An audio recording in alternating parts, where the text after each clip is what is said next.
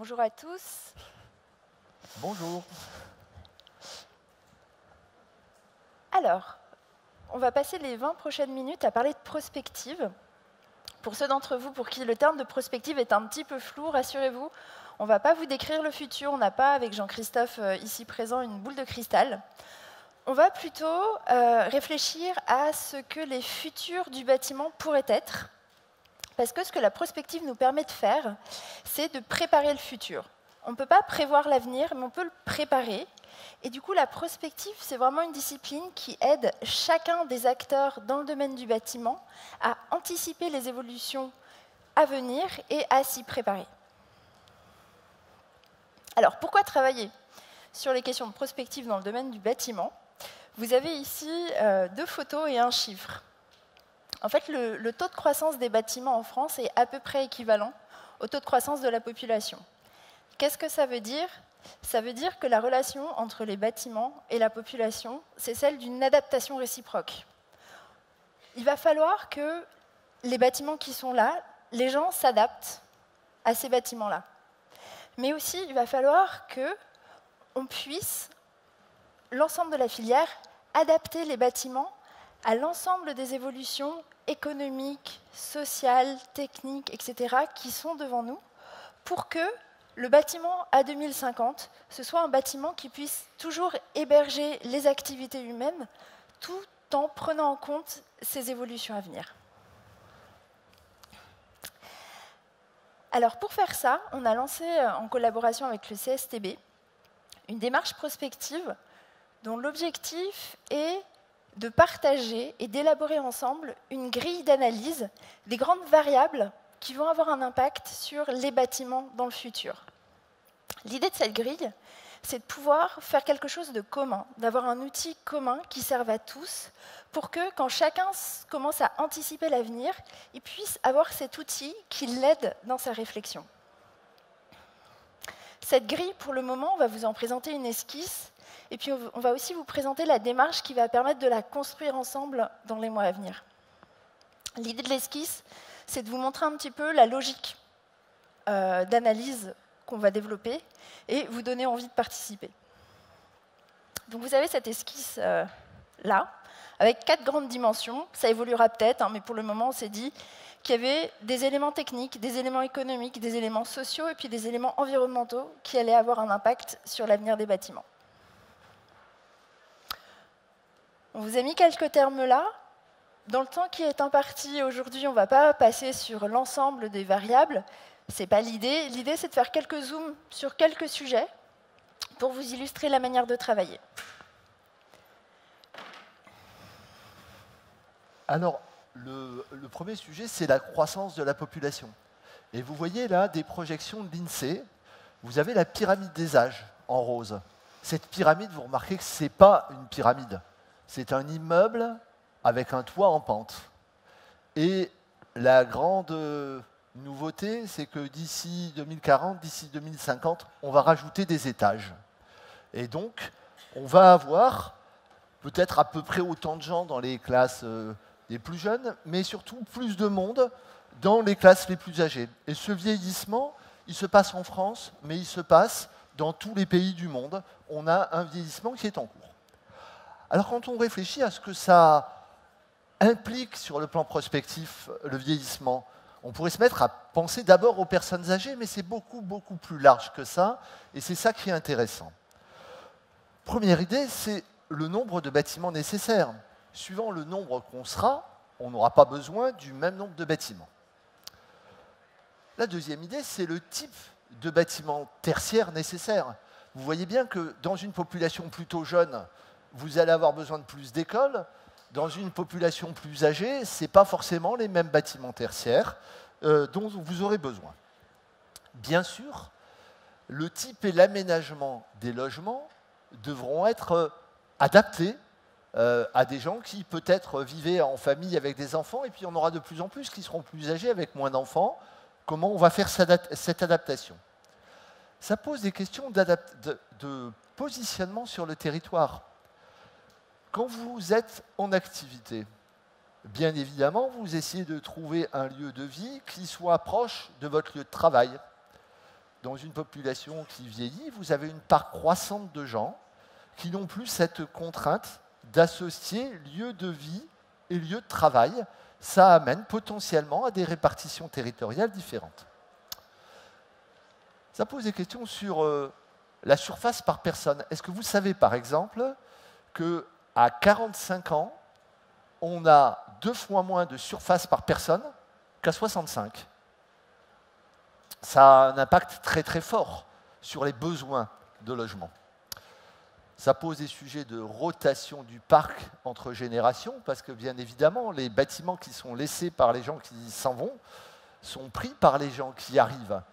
Quand la durée de vie s'allonge, ça pose des questions différentes sur cette rotation du parc entre générations, d'autant que, aujourd'hui, on constate que la richesse immobilière qui a cru très fortement au cours du temps, la valeur des immeubles a très fortement cru, elle est concentrée dans les générations les plus âgées. Et puis, bien évidemment, ça va poser des questions de main-d'œuvre dans la construction. Dans une population qui vieillit, comment construit-on? Comment réhabilite-t-on?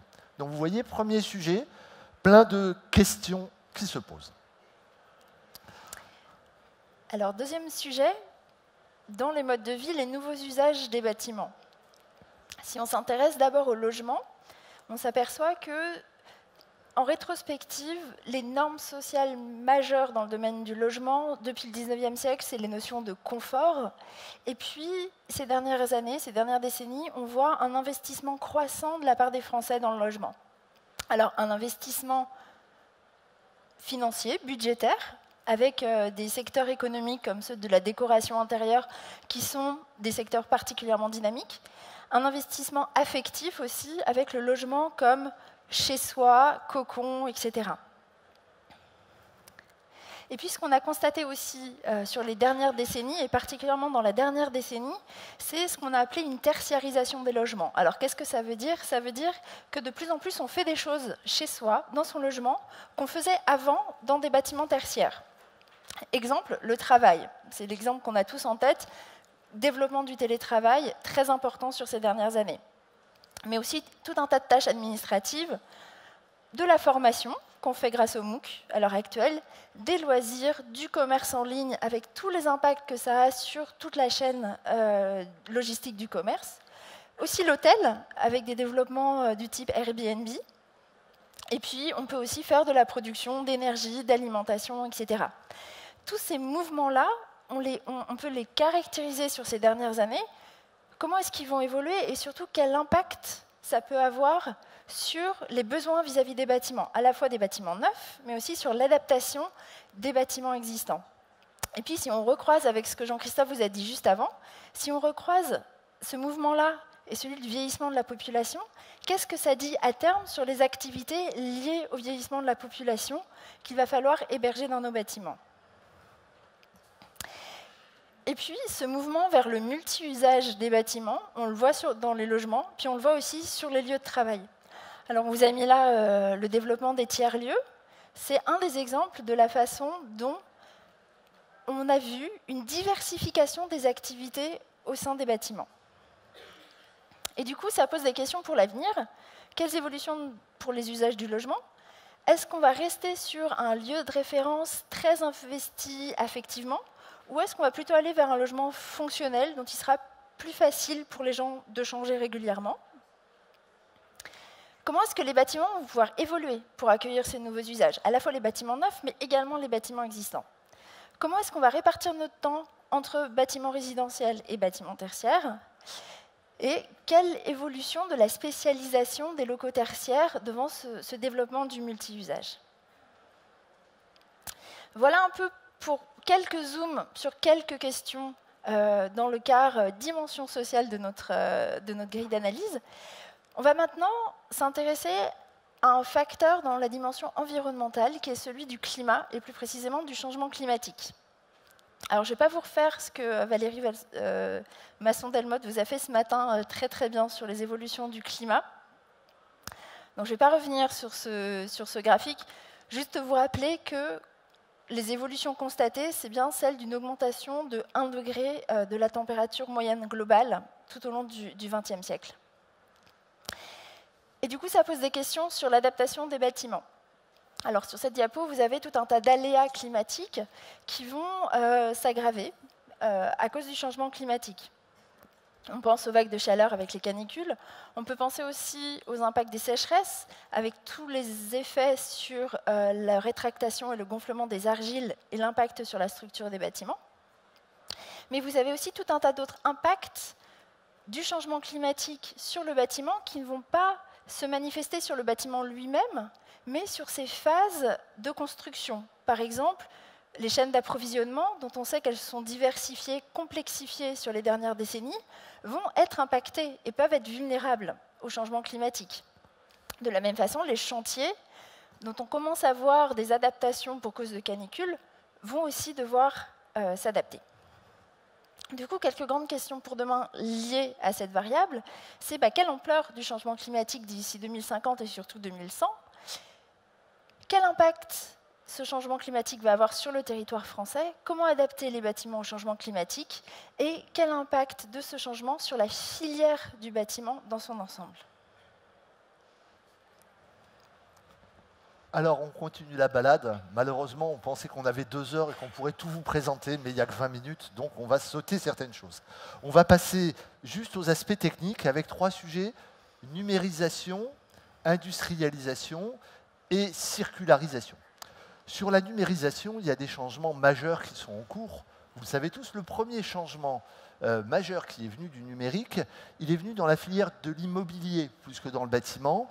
C'était l'idée qu'on pouvait optimiser l'utilisation de l'existant et la disruption qu'a fait de manière extrêmement rapide, avec des points positifs et plein de points négatifs, Airbnb, qui d'un coup a permis de faire utiliser différemment des logements et de transformer pour une part des logements en lieu de tourisme.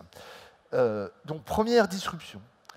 Deuxième disruption, c'est l'idée que quand on construit ou qu'on rénove, on pourrait d'abord réfléchir à partir d'un bâtiment virtuel avant d'aller faire le bâtiment réel. C'est toute la démarche du BIM, sur lequel on est en train d'abord de réfléchir avant de faire. Le numérique, il a entraîné, et il entraîne aujourd'hui, un changement des relations entre les acteurs. Il permet des mises en relation différentes, et ça fait bouger le secteur de l'immobilier, du bâtiment, de manière forte. Alors le numérique va vite, mais il y a quand même quelques défis à relever. Le défi de la sécurisation.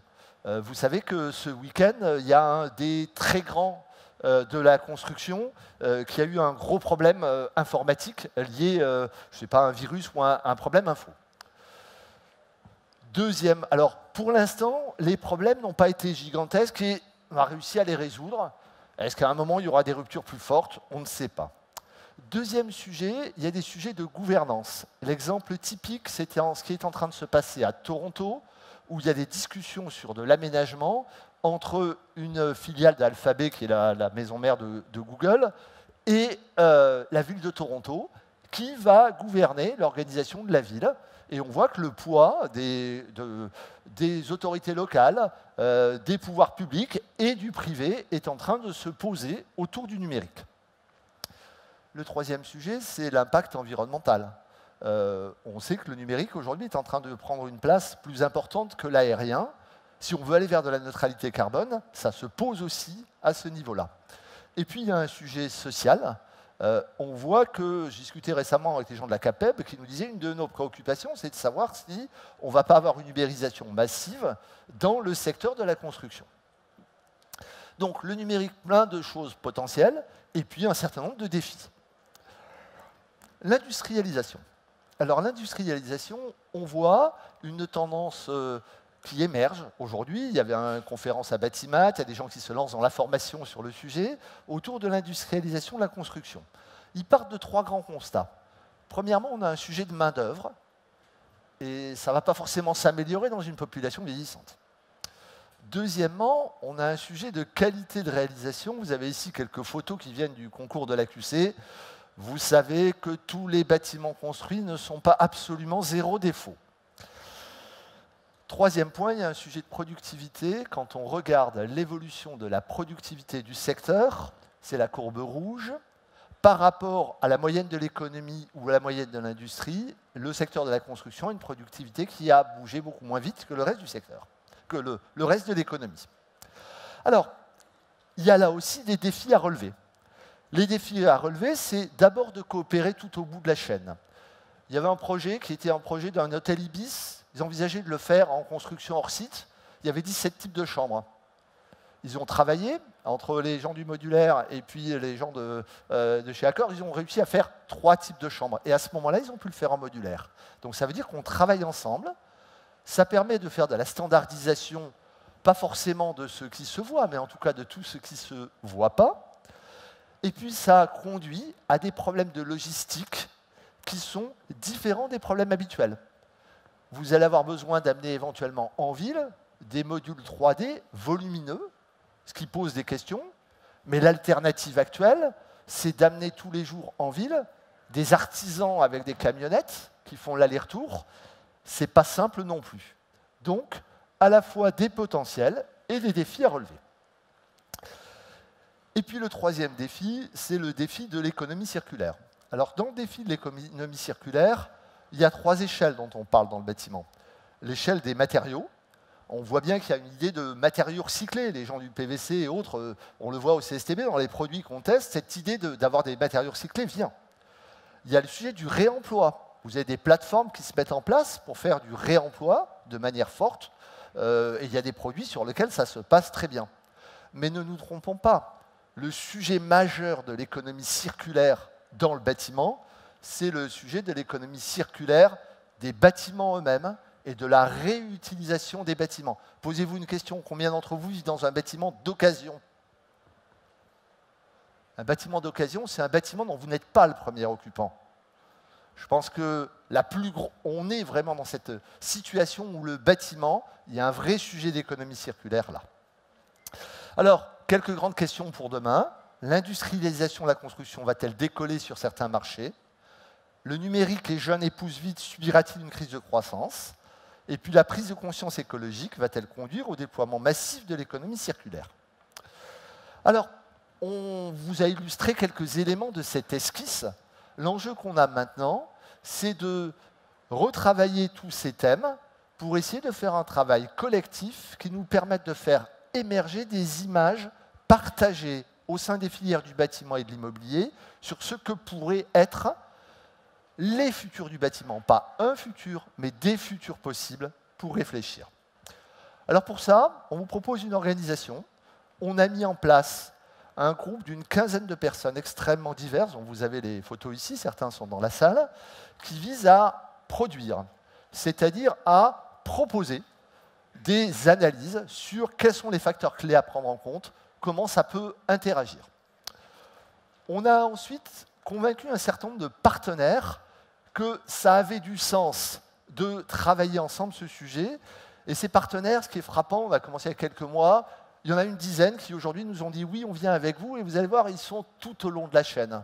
On a un aménageur, EPAMARN, on a la Fédération des promoteurs immobiliers, on a des gens qui construisent, Bouygues Construction, on a des gens qui sont plutôt dans les matériaux, le béton avec Bibéton, les équipements avec Aldes, tout ce qui est numérique avec Ignes, et puis la construction modulaire avec la CIM. Et puis on a les énergéticiens, petits et grands, EDF, GRDF, et le syndicat des énergies renouvelables. La liste n'est pas close. On va travailler ça, présenter des résultats au fur et à mesure et les partager avec vous. Tout ce qu'on fera sera public, de manière à ce que vous puissiez réagir. On va le faire en 3 étapes. Première étape où on vous livrera des choses au mois d'avril, c'est les facteurs clés, les titres qu'il y a sur la boussole, discutés dans un groupe de 15 personnes. Deuxième étape, on analysera ensuite, donc vous pourrez réagir là-dessus. Deuxième étape, analyse de chacun des facteurs clés, c'est-à-dire qu'on racontera pour chacun des facteurs ce que pourraient être des évolutions possibles. Ce sera disponible au mois d'octobre et on vous demandera aussi de réagir parce que même avec 15 personnes très différentes, c'est vos inputs qui vont être très importants en nous disant aussi « mais moi je fais telle et telle chose là et j'ai des idées sur comment ça peut se faire ». Et puis ensuite, en début d'année prochaine, on proposera un exercice de scénarisation collective de manière à ce qu'ensemble, on puisse faire émerger, on est en train de travailler la manière dont on le fera, ce que pourraient être des scénarios d'évolution possibles. Si vous souhaitez être contacté en direct là-dessus, le CSTB a posé un post sur LinkedIn hier sur lequel vous avez les éléments pour aller vous inscrire, ou sous mon nom, vous avez sur LinkedIn, vous pouvez aller vous inscrire pour laisser vos mails pour qu'on puisse vous contacter en direct, sinon on le fera par la presse.